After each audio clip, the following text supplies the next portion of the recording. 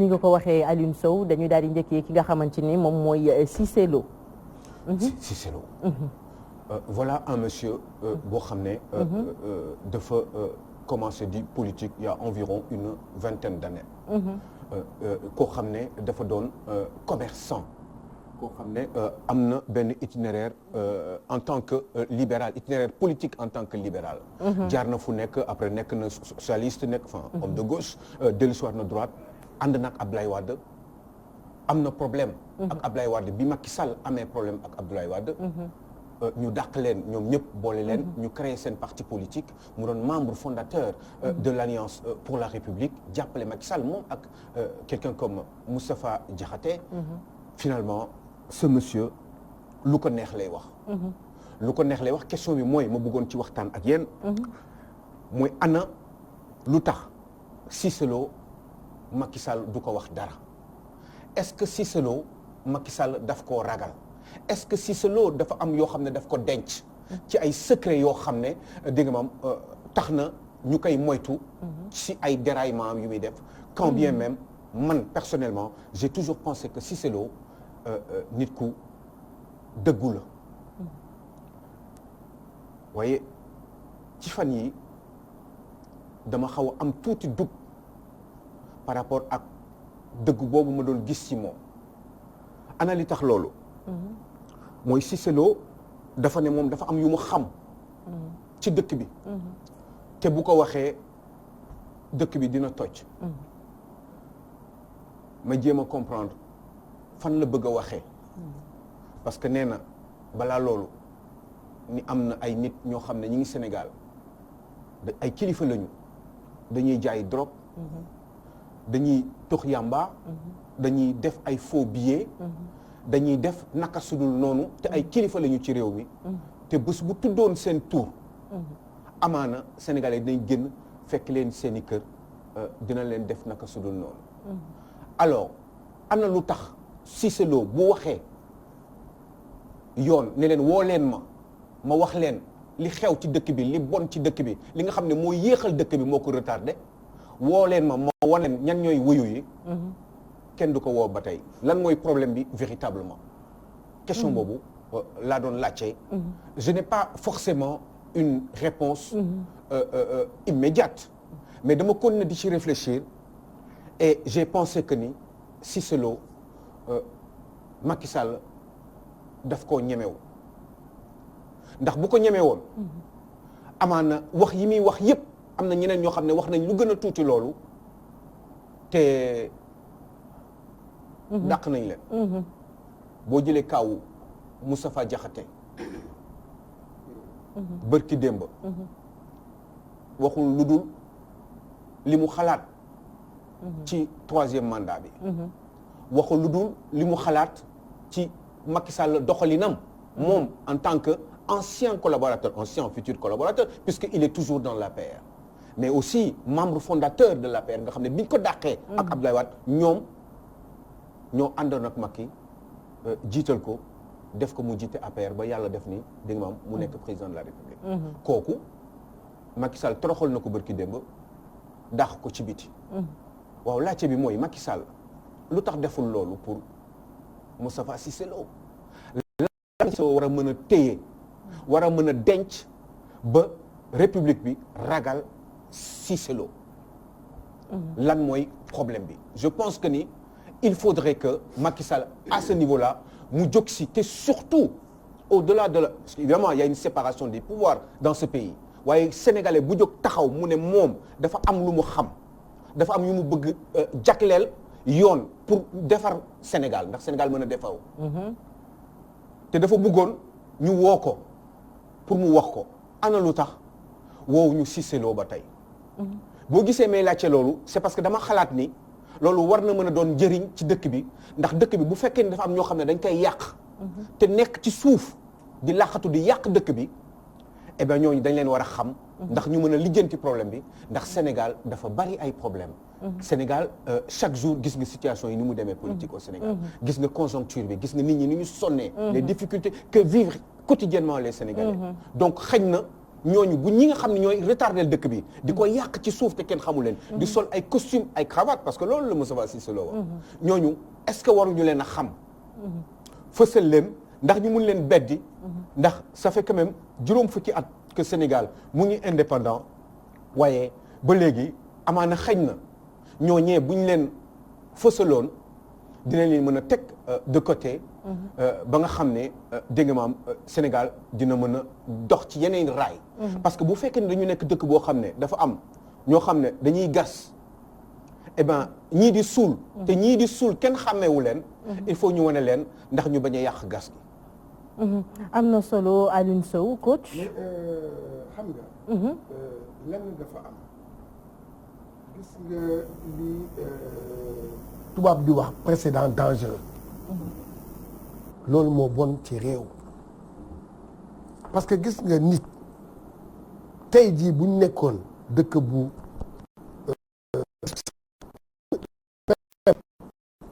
wax yenn wax yi autorité wala sa benn nit bu wax lii man dama gëm procureur daf la war a woo boo waxee surtout wax nii nga ne drogue bi ay kilifa ñu ngi koy jaay foo ay kilifa ñu koy def xam naa leen waaw te xam naa leen foofu nag xam nga man lu ma gëm man li ma gëm xam nga mooy lan dañ la war a woo ci yoon ñaata yoon la nit wax fii ne lii de xam naa ko man nañ ma woo te woowuñu ko loolu lu tax lan moo tax loolu woo leen ma wax waaw mais non gis nga ma ne Europe les pays kii gis nga boo waxee benn wax procureur woo la wala procureur woo la boole ak benn juge bi juge bi na ate waxal mais non lu tax dégg nga bon Aliou Sow xaw ma nag peut-être man je fais confiance à mes confrères nee nañu comme yow ni nga doon wax léegi ne que Macky Sall démb am na ñu mu doon dalal mais moom affaire bi metti na ko affaire Cissé Lo bii metti na ko tey jii dégg nga loolu daal dégg naa xaw ma nag mais Macky Sall booy xoolaat xool leen nguuru Macky Sall ci nguuru Macky Sall laay dégg yooyu nit ne ay nit yoo xam ne dañu am sañ-sañ kenn du leen wax dara sañ-sañ génnee pistolet ñii def lii ñii wax lii ñii def lu leen neex te kenn du leen wax dara te moom moo waxoon impunité te xool ma léegi tey ji le problème mooy aujourd'hui mooy ñun ñi nga xam ne ñun ñooy baadoolo yi ñun ñii amuñu dara pour ñoom seen bët ñun tekkiwuñu dara dégg nga ay mel ni ñun ay kilañ daal waaw léegi le problème moom mooy est-ce que ñun ñii tey war nañoo wóolu un politicien ci dëkk bi voilà man sama question loolu la. en fait man coach Alioune Sow am na solo mais man fi may waxee juste rek moom mooy première interview bi mu def te doon ci wax xam na ñuy jaay drogue bi xam na ñi ay am faux billets yi ñuy tox yamba yi mën naa ne sax laa mën nañu comprendre que ni xëy na dafa toog journaliste interviewé ko rek interviewé ko muy wax mais cette fois-ci dafa taxaw assemblée nationale dafa am symbole bu mu am ñu bëgg ko def benn champ de bataille boo xamante ne buñ ko defoon ci xeexal askan wi li Alioune Sow wax léegi ci li ñuy dund suñu vie bi nga xamante ne kenn ku ci nekk teg na ci sa bët Macky Sall mënuñu wax ne xamul li xew Sénégal dund bi metti na nañu wax li nga xamante ne moom moo fi am bu ñu demee ba taxaw assemblée nationale nañu waxal askan wi leen fa teg pour ñu wax coono askan bi li ñuy daj lan la au lieu que ñu taxaw foofu kenn ku ci nekk mu mel ni dañoo nekk benn marché boo xamante ne dañ fa teg ay géej rek ku ci nekk di weer sa basu morom sénégalais yi soxlawuñu loolu encore une fois ña koy def seen problème la bu fekkee ñoom en tant qu'autorité mënuñu ko lijjanti donc ñun buñ ñu ci impliqué ci ay wax yoo xamante ne dégg nga koy am te mënoo koo faj ñi ko war a faj ñi ngi fi nañ ko faj mais li nga xamante ne moom moo teew moment bi moom mooy coono gi askan bi nekkee ci wàllum courant ci wàllum ndox ci wàllum marché vie quotidien bi nañ ci wax ñun loolu moom moo ñu soxal te sénégalais yëpp defe naa ne loolu moom moo leen soxal Fatou Diouf Faye li nga wax dëgg la dañoo war a accentuer ci problème yi nga xamante ne sénégalais moom la ñuy dundee mais comme ni ko Sow waxee tamit léegi Aliou Sow. Moustapha Cissé Lo nekk na koo xamante ne bu ñu nee APR bokk na ci ñi nga xamante ne ñoo ci njëkk. waaye bu demee bay def yenn déclaration yi. gis nañ sorteem yi mën nañoo wax sorte yu tàng la ci kaw APR. parce que nee na bu waxee àddina tukki. ci li mu xam déjà wax na loolu mais am na yu commencé génne. moom mi nekk APR ba pare di wax ci ay yenn njiit ñoo xamante ne ñu ngi détenir ay drogue di def yenn choses illicites daal mën nañu en quelque sorte donc mu dem di ko condamné ba pare musuñ ko ceewoo loolu aussi mais mu jékki-jékki wax loolu peut-être dafa am benn malentendu ak le chef de l'État moo tax mi commencé di dévoiler qu'est-ce qui se passe on ne comprend pas en tout cas am na ñuy wax soulever tey sa Aliou Sow ci journaux yi ce matin am na ñuy wax en quelque sorte ñu ngi préparé wu pour moom ci kawam xaw ma yan daan lañ nar a jël ci kawam peut-être ci sortie malencontreuse yi nga xamante ne moom la def temps yi mais nee nañ dinañ jóg ci moom fan yi xamul lan lay war a doon mais moom mu dem ba am audace di génn yenn propos yi kon assumé na ko lu tax mu wax ko peut-être lu ko ci fekk daal xamul lu ñu koy waxee sax lu ko ci fekk pare na ci bu demee bay wax ne bu waxee àdduna tukki ak yeneen te mu ngi soog a commencé donc je pense que tamit ak kii ni ñuy wax ne Macky du def 2e mandat 3e mandat peut-être problème yooyu tax guerre boobu day gën a accentuer ci APR instant bi moo tax fu nekk da nga dégg waaye bu ne jóge fii problème yi am fii jóge fee lan la nag guerre de succession ba waral loolu wala on ne comprend pas ba tax ñuy gis yenn sorties yi temps yi seen biir ñuy waxante lu nekk mu ngi noonu daal. mais Aliou Sow am na tam benn affaire boo xam ne tamit il faut que ñu souligner ko. mooy que la constance de Moustapha Cissé Lo. Moustapha Cissé Lo était comme ça tant yi Wade nekkee au pouvoir mu nekkoon député attention nii la doon def de et que waaw et que loolu moo taxoon moom bi Abdoulaye Wade di buntu xatal Macky Sall moom mu gedd ñëw ànd ak Macky Sall moom il a toujours été comme ça nañu xam ne nit tam da nga koy waxal moom ni mu kii waaw moom dafa nekk ci benn constance moom ni mu meloon waaw bien vrai que nag bon ni muy defee sa façon de faire moomu kii waaye nag moom dafa constant. Youssou Touré aussi il a été comme ça moom tamit il a toujours été véridique bu fekkee am na lu ko nakari da ngay gis mu génne wax ko mooy seen constance boobu ngay wax seen franc parler bu amee leen métti ci parti bi bu ñu ko wax dañuy génn wax ko ñëpp xam ko bu ñu paree bu ñu koy réglé ko ba tey mu nekk ministre conseiller yooyu yëpp la daal et je pense que loolu franc parler dafa baax ci politique même bu fekkee mënoon na koo denc bañ a wax ne entre nous mais daf ko génn wax ko ñëpp dégg ko. mais nag lenn am na tamit Fatou Faye dafa am lenn boo xam ne fii ci politiciens yi man loolu moo tax du ma leen gëm bu seen affaire neexee duñu wax bu seen affaire naxaree rek ñu commencé wax parce que dégg lu Moustapha Cissé loolu ma xam nga lu ma wax waaw Macky Sall léegi daal moom recevoir atuñu mu ngi recevoir ay ñeneen lay teel voilà man loolu déedéet xam na la wax boobu man d'accord ma ci wax xam lu ma d'accord dëkk bi métti na nit yi sonn nañu voilà léegi nag vraiment te kii fi mu jëm man yooyu laa bëgg waaye recevoir uma rek mer naa commencé di wax am na ñoo xam ne ñoom ñu ngi ci biir seen affaire mu ngi baax dañoo participer ci élection Macky Sall aussi est-ce que loolu taxul ñu jouer non quel que soit alpha gis nga nit boo ànd ak moom muy dëng waxal amal sa fit nga wax nga ne kii yow fi nga jëm baaxul waaye nag ay recevoir uma sama avantage yi wàññi nañ ko.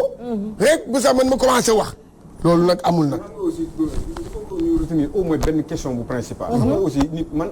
assassin raykatu nit. boo ñëwoon tey jàkkaarloo ko man. boo may wax. dama lay déglu. te li nga ma wax.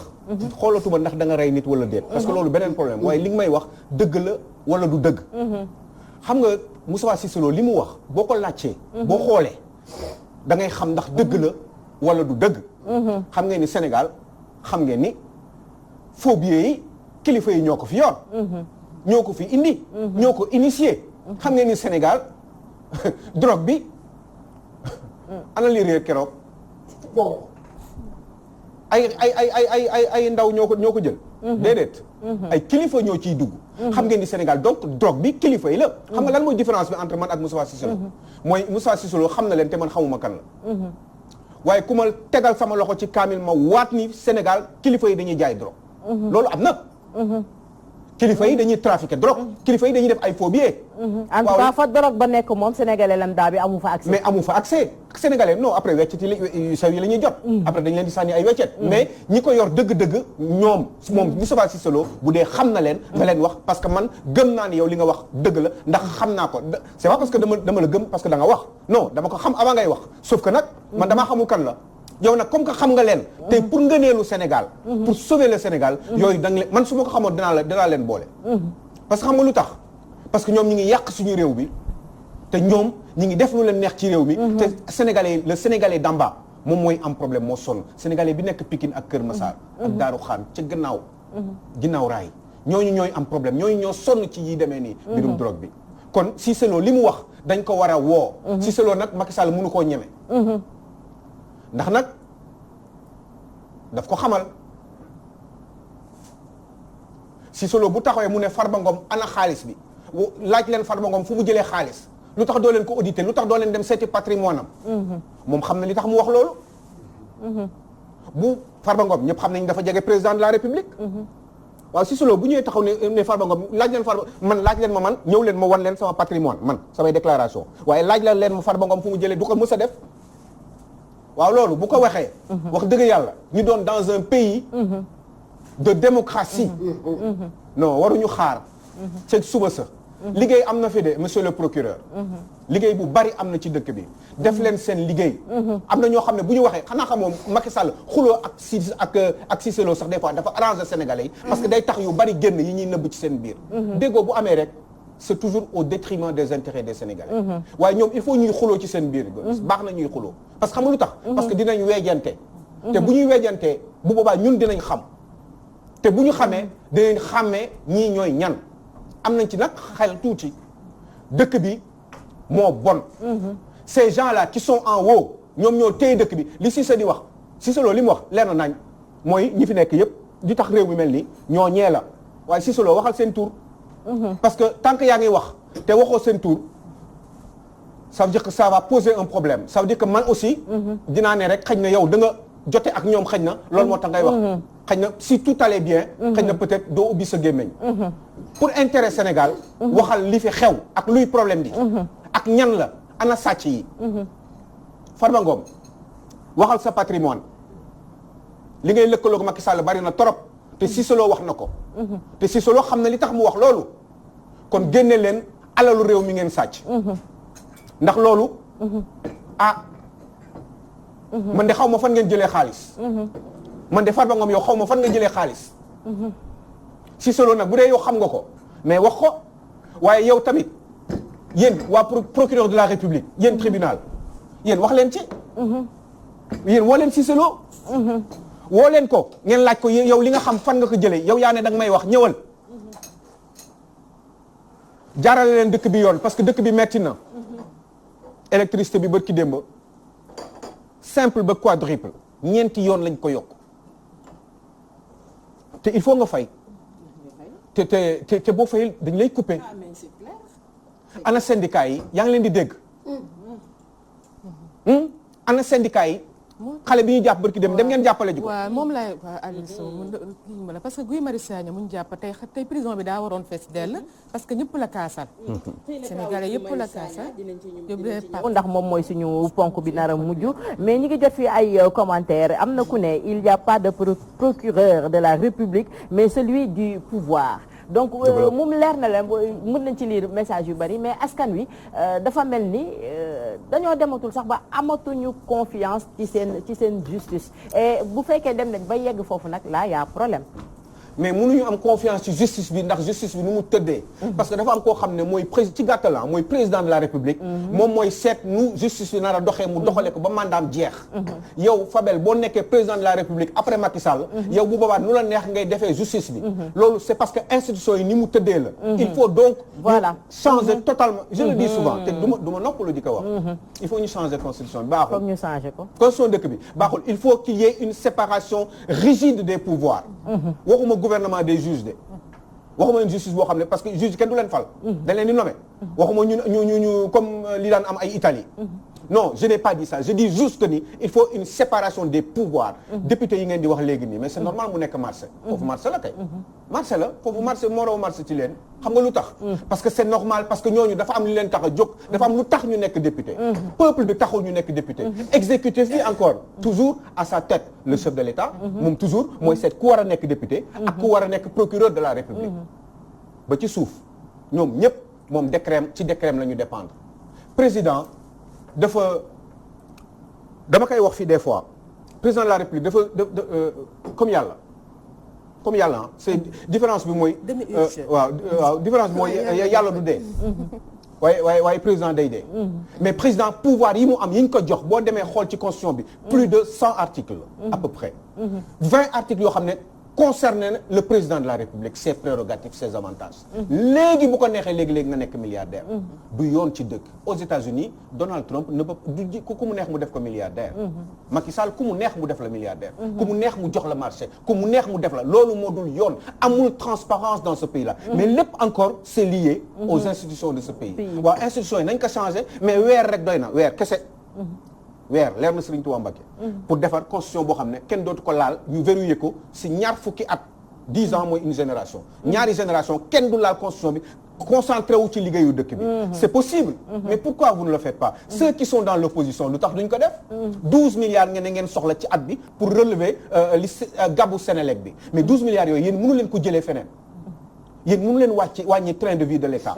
mënu leen wàññi seen séminaires yi mënoo wàññi yow Macky Sall yenn nombre de voyages yi je le dis souvent Macky Sall bu jógee fii di dem France dinaa ko répéter parce que wax naa ko fi bu jógee fii di dem France buy def juróomi fan 500 millions lay fay pour avion bi 500 millions lay coûter yow Fabel yow doomu Sénégal da ngay fay ci 500 millions yooyu Macky Sall bu jógee fii nii pour dem France pour juróomi fan ci avion bi moom ak ñi mu àndal gàngoor bi 500 millions lay Macky Sall di dépenser ci alal boobu jógewul fenn kenn wittu ko ci garab ci sénégalais yi lañ ko pompé. dafa am benn kii bu am solo bu ma dégg mu ne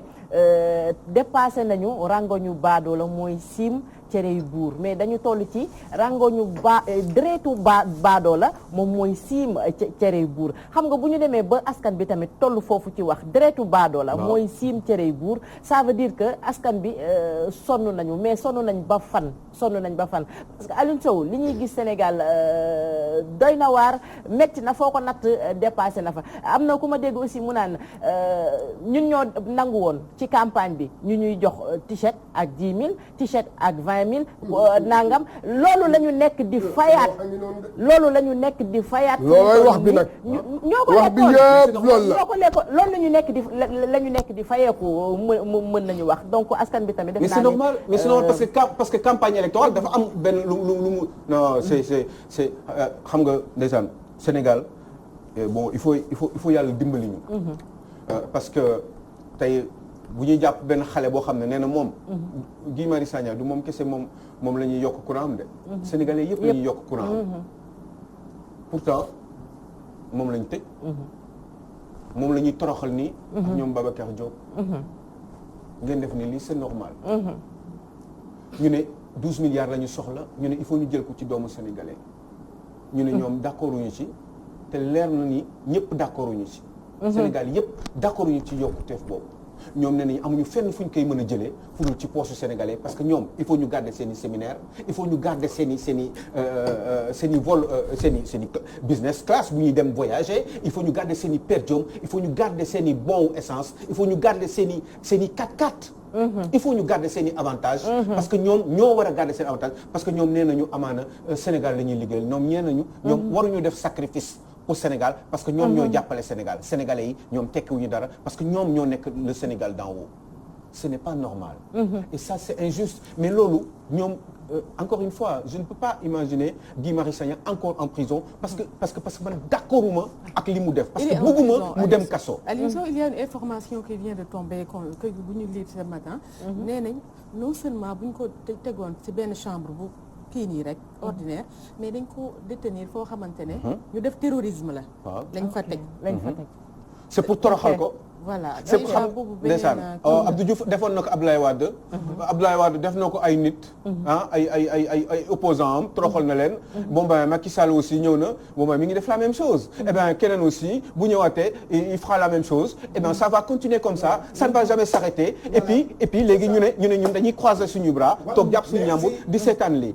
moo fi war a donc moo tax il faut beaucoup de pédagogie ci sénégalais il faut di waxtaan gis nga nag Aliou Sow wax bi yëpp gis nga sànq Fabel mu junj na la ko gis nga Aliou Sow nañ leen waxante dëgg. Senghor def na ko Mamour Dia pardonnez-moi. voilà non doo dégg dama la wax. gis nga ñun duñu voté utile. nañ leen waxante dëgg. ñun sénégalais duñu voté utile. ñi nga xam ne ñooy voté da ngay jël 90% des votants voté wu ñu utile xam lu ñuy voté sentiment wala xaalis wala nangam loolu la ñuy voté te loolu nag moo andi problème yii et pourtant boo leen di xoolaat Guy Marius Sagna mu gis nga Guy Marius Sagna affaire électricité bi waxoon na ko bien avant gars yi di wax ay yii Sonko waxoon na ko bien avant lii boobu temps ñu ngi woon de commencé woon sax élection ñu ngi koy wax kii nga xam ne mooy sunu kilifa fii Sidi Lamine yàgg na ko wax mais non déedéet sénégalais yi ñoom xooluñu loolu ñoom ay al top waa maanaam dañuy jël nit daal comme waaw man daal Aliou Sow la man daal moom laay voté du ñu xool seen avenir u doom du ñu xool seen ëllëg